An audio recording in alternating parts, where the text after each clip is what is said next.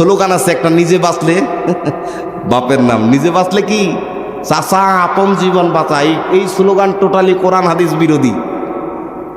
আর কোরআন হাদিসের পক্ষের স্লোগান হচ্ছে কু আনফুসাকুম ওয়া আহলিকুম নার, নিজে বাঁচো পরিবারকে বাঁচাও। এই আয়াত যদি আপনি টানেন, সূত্র হচ্ছে নিজে বাঁচার পর পরিবার বাঁচবে, তারপরে আপনার প্রতিবেশী বাঁচবে। গোটা সমাজকে বাঁচাতে হবে, পারলে গোটা দেশকে বাঁচায় জান্নাতমুখী করতে হবে। কথা বুঝতে পেরেছেন? তাহলে আপনার স্লোগান কোরআন হাদিস মুখী হতে হবে, কোরআন বিরোধী বাদ। স্লোগান আছে একটা, নিজে বাঁচলে বাপের নাম, নিজে বাঁচলে কি চাচা আপন জীবন বাঁচা। এই স্লোগান টোটালি কোরআন হাদিস বিরোধী।